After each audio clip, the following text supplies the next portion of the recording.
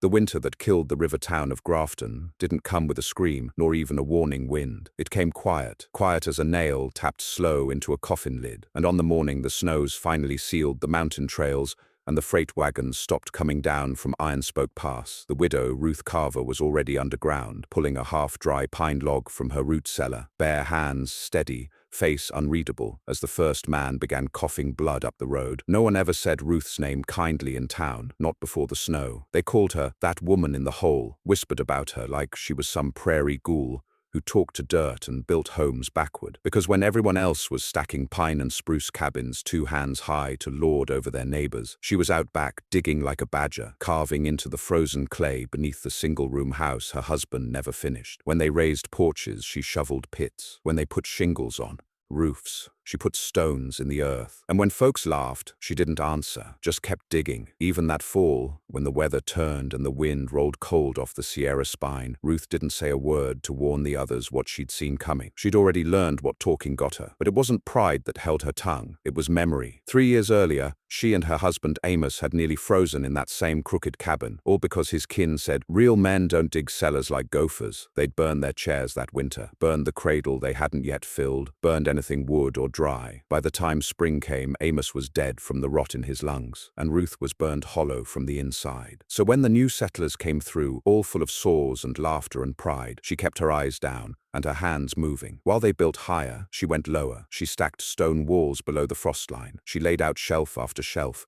along the packed dirt walls. She trenched her firewood chute and sealed it with a pitch-lined lid. She dragged barrel after barrel of coal oil and wax canvas into that dark, dry space. When the rains came early that autumn, she caught the runoff in drainage channels that ran beneath her floorboards and out into the wash behind the house. And when she heard the townsfolk joking that the widow Carver must be digging to China, she didn't flinch, because she remembered the sound of firewood splitting in the dark with frozen hands. She remembered the look on Amos's face when he realized the snow had outlasted their strength, and she remembered that no one came to help. That's why, when the first real snow came before All Hallows Eve, thick, wet and heavy, she didn't panic. She just walked out, packed down the drifts with her boots, and slid open the lidded chute beside her porch. Steam rose up from the dry earth below. Her firewood wasn't just dry, it was warm. By November, the road to Carson Ridge was gone. The stagecoach tried twice more, then gave up. By December, the river froze solid, and every well in town had to be hacked open each morning with picks. By Christmas, no one was laughing anymore. Children coughed in the night. Fathers snapped at wives. And when the carpenter's roof collapsed from a wet snowpack and crushed their woodpile beneath 2 feet of slush, folks started asking what was under Ruth Carver's house. But by then, it was too late to copy her, because no one could dig in that cold. No one could even break the earth with a pick without it splintering like a matchstick. And when the Thomas boys tried tunneling a small lean-to down the hill into a root pit, the wall froze, then cracked, and the whole mess caved in before a single log was stacked inside. The firewood across town was now soaked. What little they could salvage had to be dried over low flames for hours, wasting the very fuel they hoped to burn. Chimneys belched with smoke 1 hour, then went cold the next. One man nearly burned his cabin down trying to torch green pine straight from the woods. The winter didn't roar, it just pressed its weight down, quiet and heavy, until joints ached, breath frosted beards, and hands stopped closing all the way. But Ruth's fire never died. She didn't brag, didn't go around offering advice. She barely even answered the door. Some thought her proud, some thought her cursed, but the truth was simpler. She was exhausted, because for Ruth, survival wasn't a game or a social call. It was something earned with every step. Every moment she carried split wood from the dry underground to her hearth above. Every breath she exhaled into the warmth she'd carved out of frozen soil. She worked without pause because the warmth was all she had left. And in that warmth, she kept something no one had seen since the day Amos died. A cradle. Not a new one, but the same fire-blackened one they'd nearly burned 3 winters before. She had cleaned it, repaired the legs,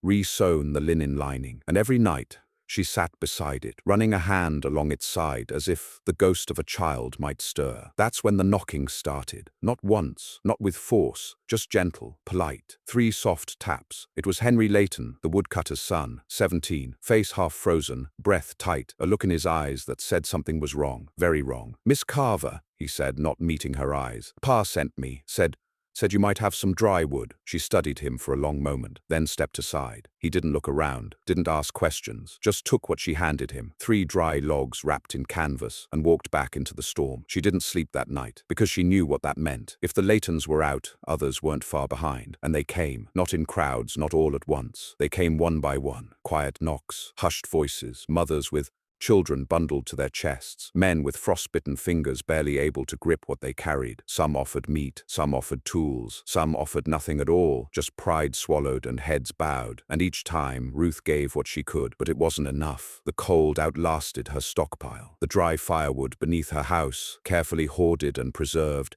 began to dwindle faster than she'd feared. She began rationing even for herself. 1 log at night, half a log in the morning. She stacked damp pine beside the hearth to dry slowly, but it barely caught. Her hands bled from handling frozen bark, and still they came. It was on the 5th night of January when she heard something different. Not a knock, a scream, a man's voice, desperate, then silence. She flung open the door without a coat. Snow slammed her like a wave. She stumbled forward into it, blind, breath catching in her chest. She followed the voice, the echo of it, past the old fence, down toward the wash. That's when she saw the glow, a faint flicker of flame behind the Wilkers' barn. Then the full fire caught, and the whole roof went up. Ruth ran. She didn't make it in time. The fire took the barn, and with it the last of their soaked woodpile. The Wilkers stood outside, frozen in shock. Their children didn't cry. They were too cold. That night Ruth made a decision, not one born of pity, not even duty. It was something deeper, a memory, a promise made in grief, buried like the foundation of her own shelter. She opened her underground door wide and invited them in, not for the night, for the season, but it wouldn't come free, not because she wanted payment, but because there was still a way to fight the cold. And she had a plan. They came in groups of 2s and 3s, under the smoke-dark sky, their faces hollowed by wind and ash. Some carried nothing at all, no bags, no tools, not even gloves. A few still wore coats that hadn't been sewn for winter, just stitched together canvas that the snow soaked through like ink on blotting paper. Most didn't speak when they arrived. They just looked at the door in Ruth Carver's cabin floor like it might be the mouth of some mythic beast, ready to swallow or save them. And Ruth stood beside it with a hard jaw and no smile, nodding once, only once, before she gestured them down into the earth. The first were the Wilkers and their children, 2 boys and a girl. The girl, Annie, could barely walk. Her left hand was wrapped in old cloth and smelled faintly of gangrene. But Ruth didn't flinch. She led them down into the narrow earthen stairwell beneath her kitchen and showed them the rules. "You sleep near the vent," she told the children, pointing to the pipework she'd fitted into the packed dirt ceiling, an old stovepipe system she had salvaged and reworked to draw smoke up through the floorboards and into the chimney above. "It's warmest there, but not too close. Stay under the blankets I give you. If you sweat, you freeze." To the adults, her tone was different, firmer. "We ration by the hour," she said, her voice low and quick. "No open fires, lanterns only. Stoves are for morning and evening. We burn what I say when I say. If your boots are wet, you don't wear them in the shelter. We dry them on the rack by the stove. One rotten smell, one moldy log, and we all lose." Someone, Mr. Wilker himself, asked in a tired voice, "Why'd you do all this?" Ruth didn't answer. She just glanced at the blackened cradle pushed up against the far wall and moved on. By the end of the second day, there were 19 people under her roof. By the end of the week, 31. They slept packed tight, pressed side by side in the low, torchlit shelter, wrapped in layers of cloth and wool and fear. Every breath rose like steam and hung there a moment before vanishing into the warmth. The cold above was growing worse. The Thomas boy lost both ears to frostbite before his mother agreed to leave their own cabin behind and come. By then, her husband had already gone out into the woods and never come back. No one said the word dead, not out loud, but the ground stopped giving up the missing. The town of Grafton wasn't buried in snow. That's not how the winter killed. It didn't come like a white avalanche or a blizzard with wolves at its heels. It came like a still death, ice in the rafters, damp rot in the bedding, logs soaked through, mildew blooming in the cracks of cabin floors, nails rusting, windows frosting over until the light couldn't get through. The cold didn't bite. It bled people out slowly. What Ruth had built wasn't just shelter. It was insulation against forgetting, against denial. Her underground chamber, lined with stone, sealed with canvas, vented by sloped pipe, became the only place in town where time didn't disappear into silence, where you could still hear breath, fire, motion, and yet it was not without cost. The firewood dwindled quickly. Ruth rationed it like gold. She timed the stove burns to the minute. 1 hour in the morning to thaw limbs and cook broth. 1 hour in the evening to dry boots, cook a thin stew, and raise spirits just enough to make it through the dark. In between,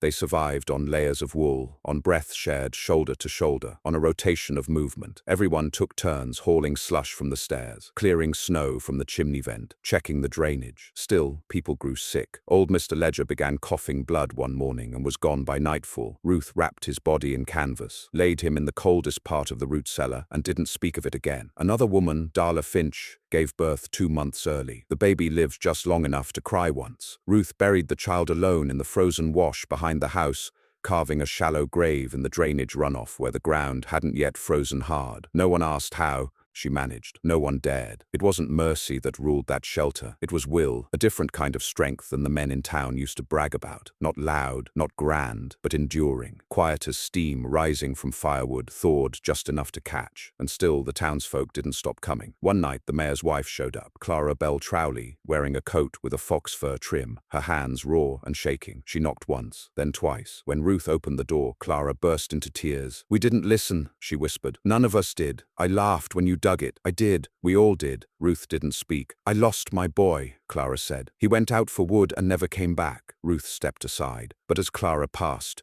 Ruth caught her arm. "You'll work like the rest," she said. "If you want warmth, you earn it. I don't care if your husband was mayor." Clara nodded, tears freezing to her cheeks. Inside, the lines of command were clear. Ruth ran.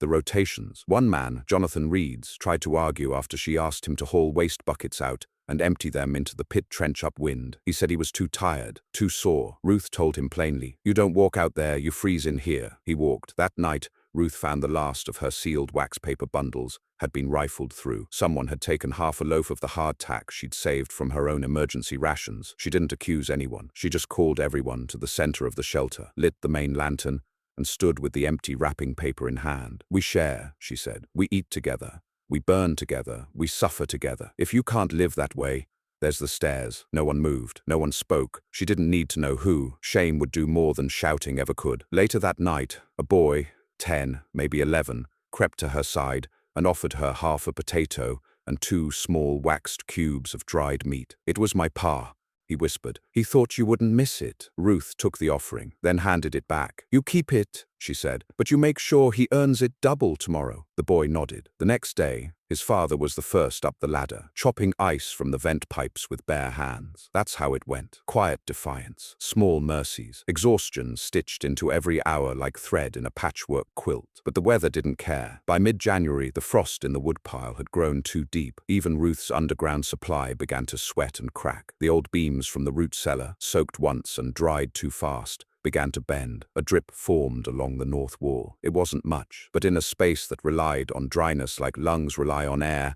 it was a death sentence. So Ruth made another decision. "We pull the old floor," she told them. They stared at her like she'd gone mad. "What do you mean, the floor?" asked Marlene Fisk, a schoolteacher who hadn't spoken much since her brother died. "The boards in the upper cabin. If we don't burn them, we'll all freeze in a week." "But you'll have no roof," someone said. Ruth didn't flinch. "I've got 31 of you to warm me." And so they went up in pairs, careful, methodical. Ruth supervised as they lifted board by board from her own cabin floor, the one she'd patched and repatched over the years, the one Amos had first built when they were young and thought this land might bless them. She handed each board down with her own hands. Every foot of plank was burned in that stove like it was holy, and when they ran out of kindling, she pulled out the cradle, the blackened one, the one she'd saved. She set it in front of the stove, sat with it for a while, ran her hand along the charred wood one last time. Then she placed it in the fire. No one spoke while it burned, but everyone felt the heat. That night Ruth didn't sleep. She sat by the vent, eyes on the flicker of the flames, listening to the wind above like it was some old god testing the bones of her resolve. She didn't cry, not even when she was alone, but she didn't close her eyes either, because she'd made another promise. Not the one to Amos, a new one, that if she could get them through to Thaw, if even half these people saw the spring, she'd leave Grafton for good. She'd head for the coast, for warmth, for anything that didn't ask her to hold up the sky on her back like some mountain widow turned myth. And then came the sound, not a knock, not a scream, a crack from above, followed by a howl. Something had snapped, and the snow wasn't still anymore. It began like thunder rolling underground, not overhead, but beneath the cabin, deep in the hillside, as though some vast body of snow had shifted its weight, dragging its icy mass across the roots and shale of the mountain. Ruth heard it first, felt it before she heard it even, standing near the vent as the old metal pipe shuddered. Then the crack came again, sharper, nearer, and she snapped upright. Boots hit the dirt floor, heads lifted, lanterns wavered. Half the shelter sat upright within seconds, startled from uneasy sleep by the sound of something far worse than any storm. "Don't speak," Ruth barked. "Don't move unless I say." They waited. Then the second sound came, an avalanche-like grind. Unmistakable, but not from the trees, from the ridge above the river wash. Then silence, deafening silence. Ruth was already climbing the narrow ladder that led to the trapdoor. Snow clung to the edge of the boards as she pushed it open, cold slamming into her lungs. What she saw stopped her breath altogether. The ridge behind her cabin, where the old Douglas firs grew close and tall, had given way. It hadn't fallen on her roof, but it had crashed onto the slope above the town. The crash had shoved a sheet of wet snow and downed trees across the main trail, sealing off the remaining pass toward the Grafton storehouse, and, more importantly, the last working well. If there were any food or supplies left in town, they were now cut off by 10 feet of packed ice and pine. And worse than that, Ruth saw smoke, distant, faint but wrong, a greasy black column far off, curling against the pale sky in the direction of the church. She climbed down, slower than she went up. The shelter waited, eyes wide. No one asked questions, no one dared, but Ruth spoke anyway. "There's been a slide," she said. "Big one, blocked the south pass. No way to reach town storehouse now." Murmurs rippled. "Church roof may be gone too," she added. Gasps this time. One woman clutched her scarf tighter around her mouth, not from cold but fear. "It hasn't hit us," Ruth continued. "We're dry, we're warm, we stay that way." That should have been the end of it, but it wasn't, because 10 minutes later the knocking came, this time not a polite knock, a frantic pounding. A man's voice, raw and hoarse. "Ruth! Ruth Carver! Open up for God's sake, please!" The door nearly split under his fists. Ruth opened it. Snow spilled in past her boots. It was Micah Dean, once the loudest man in Grafton, now near broken. His nose was bloodied, one eye swollen. His boots were torn. He didn't wait for permission. He staggered inside like a dying dog. "They're gone," he said. "Whole back row of the town. Roofs collapsed. Fires took the tanners. Smoke's everywhere. He broke off, gasping. "I ran from it. I didn't think. My wife, my boy." No one spoke. Ruth took one long look at him, then at the trembling children behind her. She pulled the trapdoor shut, locked it tight, and knelt beside him. "Is there anyone left?" He nodded slowly. "The Wells family, the preacher's wife, maybe 8 or 9 more, but they're trapped. They sent me, said you'd know what to do." And that was when Ruth Carver made the final decision of the winter. "We're going to dig," she said, "not to escape, to rescue." No one responded. No one knew how to. She didn't ask for votes, just told them what needed doing. And so it began. They set up a dig schedule, pairs at a time. She selected the youngest and strongest for the job. Henry Layton, Jonathan Reeds, Micah Dean, once he regained his strength. Ruth led the first group out with a shovel in hand, wrapped in every layer she had left, her fingers thick with frost salve and cloth. The earth above her shelter was packed too deep to work through directly, so they circled wide toward the path where the snowslide had settled lower. Their goal, a tunnel wide enough to reach the Wells cabin, where the last survivors might still have breath and strength to move. They dug in shifts, 2 hours on, 4 hours off. Ruth forbade anyone from working alone. The shelter below, meanwhile, grew restless. Some feared they were thinning their own chances by stretching too far. Others muttered about the firewood running low again, the broth thinning, the nights colder. Ruth silenced it with work. "You want warmth?" she said. "Earn it." They cut and burned the last of her old crates, tore down shelves. Ruth even offered up the beam above her sleeping nook. "Every hour we give to those buried out there buys us something more valuable than heat," she said. "What's that?" someone asked, bitterness in their voice. She met their eyes. "Dignity." By the third day, the tunnel was 20 feet long. They reached the first door late that night. It took 2 hours just to clear the drift from the porch, another hour to wedge the door open. Inside, they found the Wells family alive, but barely. The father had frostbite down to the knee. The mother was holding a baby wrapped in a burnt coat. 2 children clung to the back wall, eyes too wide. The air inside was black from smoke and soot. Ruth stepped in without hesitation. "Blankets," she ordered. "Now, oil rub, small sips of water, no food yet." She oversaw their evacuation like a general, 2 at a time, crawling back through the tunnel into the blinding cold,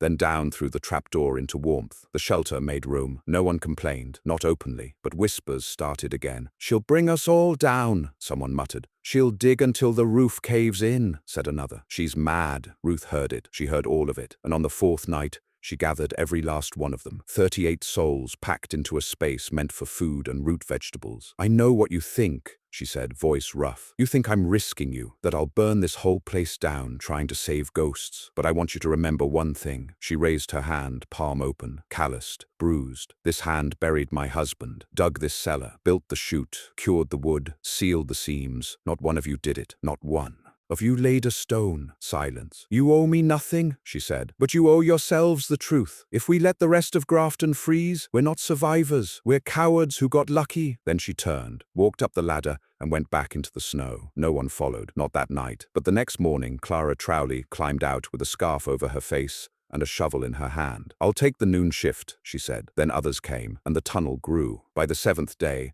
the last of the survivors had been pulled from the smoke-stained cabins across the ridge. 45 people now lived under Ruth Carver's roof. Children slept in shifts. Adults rotated as sentries and diggers. The fire was never allowed to die, and still the cold fought back. One morning, the vent pipe froze solid, and smoke began choking the chamber. Ruth didn't wait. She crawled up the pipe herself with a stove poker and a hatchet in hand, hacking through ice in pitch black while the smoke blackened her lungs. She collapsed halfway down, lungs burning. They pulled her back in, coughing blood. She didn't stop. She just sat upright, waved off the bucket of water someone tried to bring, and rasped, "Rotate the blankets! No more wet boots near the fire." The blizzard came the next week. Not a slide, not a cold snap, a full blizzard. The snow buried the trapdoor. For 3 days they were sealed in. Air came only through the narrow side vent Ruth had dug long ago beneath the porch, sloped downward and lined with tin mesh to keep the moles out. It gave them just enough. They didn't panic, because Ruth didn't. She rationed the light, the food, the words. And when the sky finally cleared, when the boards above were dug clear,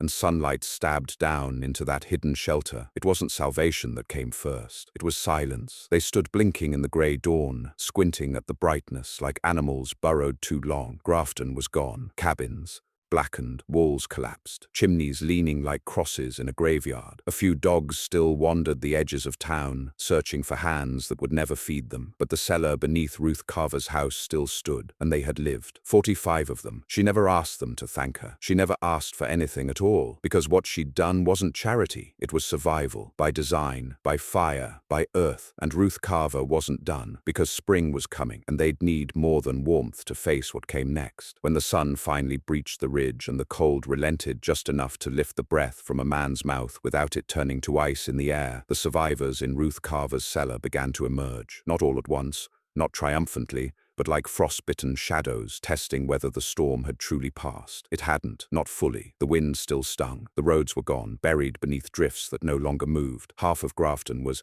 nothing but skeletal timber, the rest so sodden with melt ice and soot that no one dared go near the blackened cabins. And when Ruth stepped outside and looked down the valley road, her breath caught in her throat, not from cold, but from what she didn't see. No wagons, no riders, no rescue parties. Ruth didn't answer, but she didn't push him away either. 2 weeks passed. The snow began to melt, drip by drip, slow and sticky, seeping through the beams of the ruined cabins across town, loosening rot, lifting smells long buried. Corpses thawed. The dead had to be buried. Ruth organized that too. They wrapped them in whatever remained, old curtains, blankets too moth-eaten to mend, and carried them to the high ridge. Ruth stood silent at every grave. She said no prayers, but she watched every body go into the earth, including Clara's boy, including the preacher's wife, including Mr. Ledger, whose lungs had given out in the night and who died without a word. And she insisted on digging Amos's grave deeper, farther from the others, as if somehow,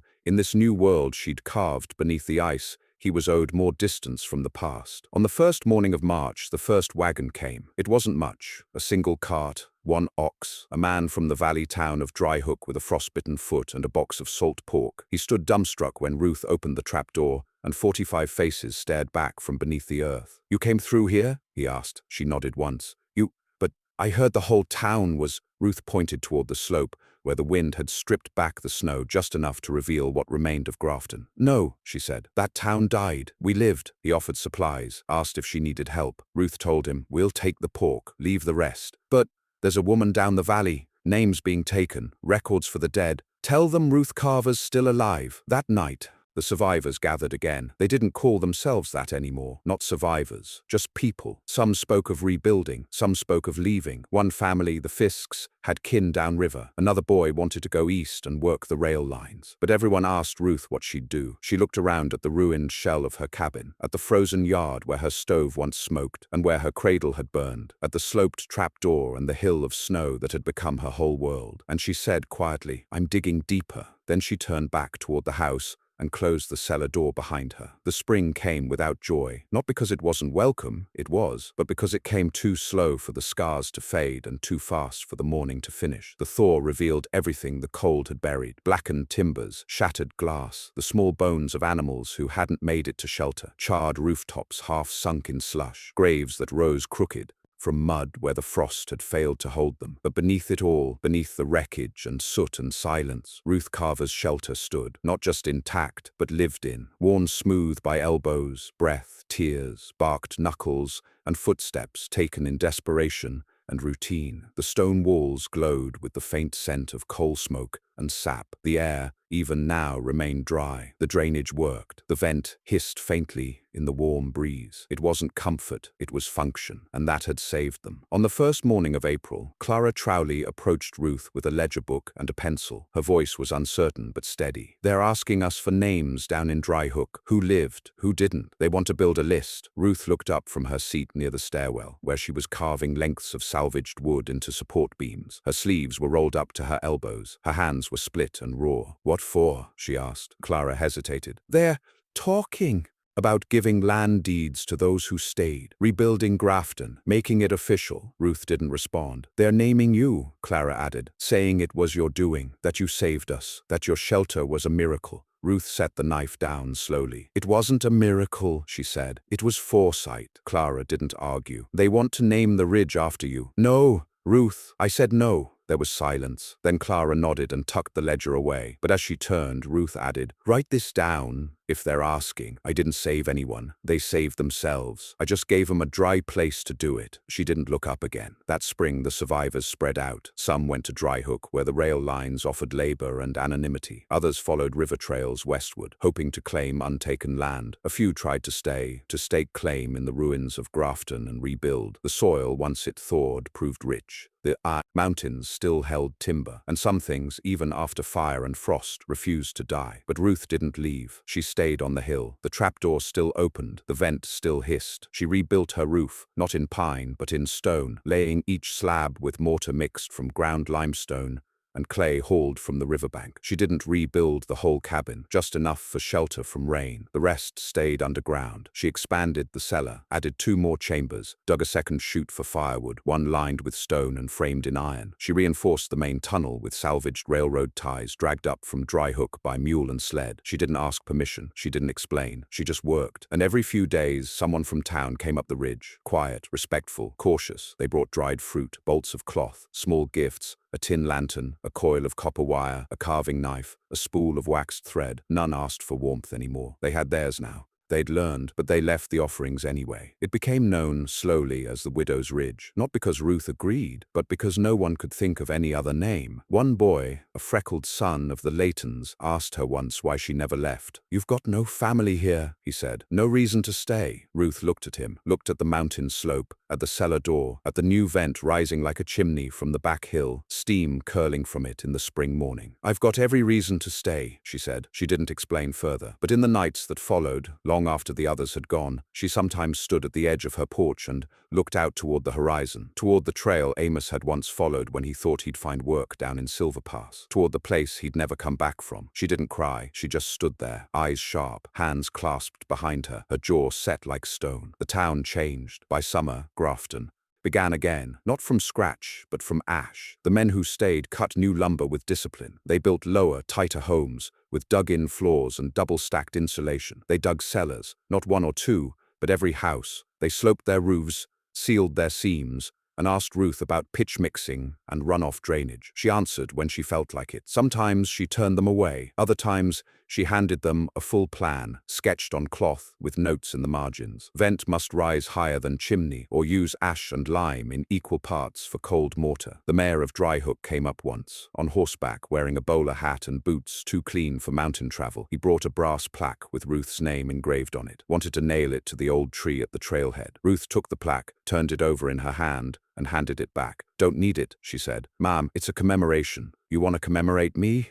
Teach your men to dig before they build. Teach your women to question their husbands before they freeze." He rode off before dusk. By the following winter, Grafton had grown to 37 homes again. The schoolhouse was rebuilt. The church, too, this time, with a stone foundation and a root cellar beneath it. But the shelter beneath Ruth Carver's cabin remained untouched, preserved. They offered to make it a public emergency space, offered funds, builders, a signpost. She declined. "You build your own," she said, and so they did. 3 more homes dug cellars that year, then 10, then every new home had one. They weren't as deep, not as clever, but they existed, and every one of them began with a single conversation. Remember what Ruth did? It became a story, then a lesson, then a legacy. But Ruth, she never called it anything at all. She still lived alone, still split her own logs, still stacked her winter reserves in the deep dark beneath the floor. But that spring, she did something no one expected. She planted a tree, an apple tree, right atop the slope behind her shelter. The soil had thawed enough. The runoff channeled through her drainage lines had softened the clay, and so she dug a shallow, wide pit and planted a sapling from the Layton's grove. She didn't say why, didn't need to, because when it bloomed 2 years later, it was the first color the ridge had seen since the winter the town died. Bright, defiant pink blossoms, soft as breath. 10 years passed, then 20. By the time the next true winter hit, Ruth Carver was gone. No one knew where. No grave marked her passing. No funeral was held. But when the snows returned, heavier than ever, wet and early and dangerous, the people of Grafton didn't run. They opened their cellars, and they dug. And on the coldest night, when the wind howled against stone and the frost came knocking on their doors, they told the new children the story of the woman who once built her home backwards. The woman who dug instead of built, who saved a town not with prayers or speeches, but with pitch, stone, and the stubborn belief that dry firewood was more important than pride. They told the story of Ruth Carver, the widow of the ridge, and they said her shelter never once let in the wet.